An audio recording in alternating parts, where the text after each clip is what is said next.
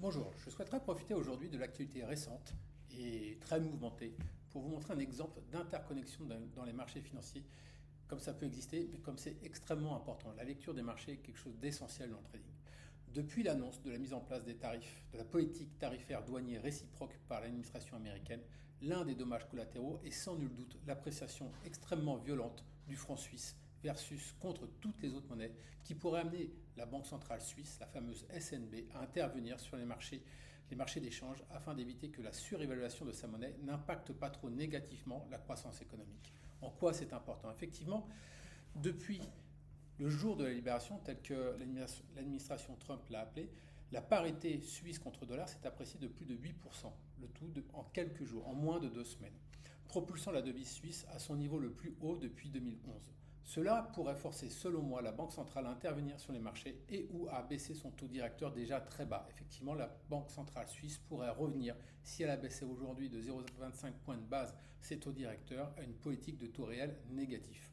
Son prochain meeting doit avoir lieu le 19 juin, mais la situation actuelle pourrait forcer un meeting anticipé en urgence afin d'intervenir au plus vite sur le marché d'échange. Comme vous le voyez, le jour de l'annonce de la mise en place des tarifs douaniers, le franc suisse face au dollar a pris près de 9%, le tout en quelques jours. Pourquoi est-ce que c'est réellement important et essentiel et crucial pour l'économie suisse?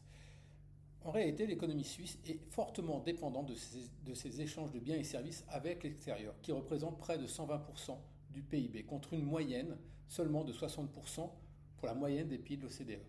Fortement donc dépendante des échanges avec l'étranger, le cours du franc suisse contre les autres monnaies est essentiel pour la compétitivité des produits que la Suisse peut exporter vers l'extérieur. En 2022, l'excédent commercial suisse s'élevait à 43 milliards de francs suisses, dont 9 milliards, soit plus de 20% avec les États-Unis.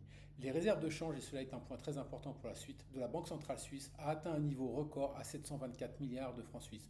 Cela veut dire que la Banque centrale suisse a les moyens d'intervenir sur les marchés d'échange pour abaisser le niveau du franc suisse contre l'euro et surtout contre le dollar.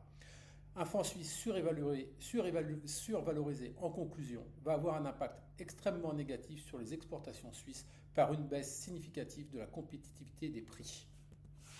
Vous le voyez sur ce graphique, la balance commerciale suisse est structurellement excédentaire depuis des années, des décennies.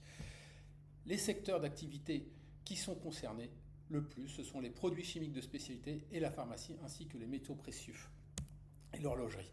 Donc quelle incidence aujourd'hui cette situation peut-elle avoir sur les taux suisses et sur le franc suisse? Les tarifs douaniers pourraient entraîner effectivement une hausse des prix des exportations suisses, ce qui affecterait leur compétitivité. Dans le cas d'un scénario tarifaire très agressif, avec des tarifs universels, la Banque nationale suisse pourrait donc adopter une politique monétaire bien plus expansionniste qu'aujourd'hui, en augmentant la probabilité d'une réduction du taux de 25 points de base.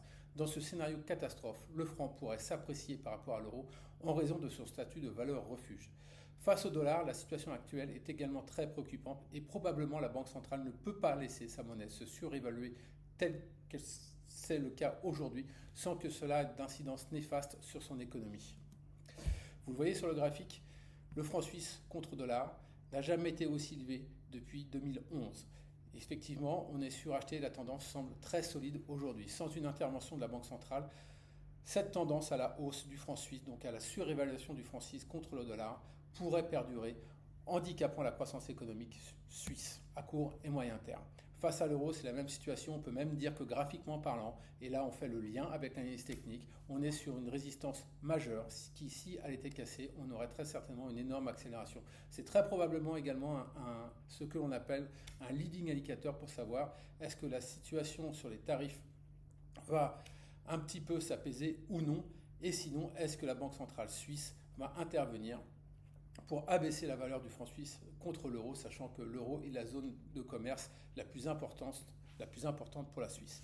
En conclusion, deux options s'offrent à la Banque centrale suisse, soit vendre des francs suisses contre euros et dollars en utilisant ses très fortes réserves de change et très solides réserves de change, plus de 724 milliards de francs suisses, ou abaisser ses taux directeurs de 25 points de base. Il existe donc aujourd'hui un scénario et un très fort potentiel d'impact à la baisse sur le franc suisse en cas d'intervention de la Banque centrale.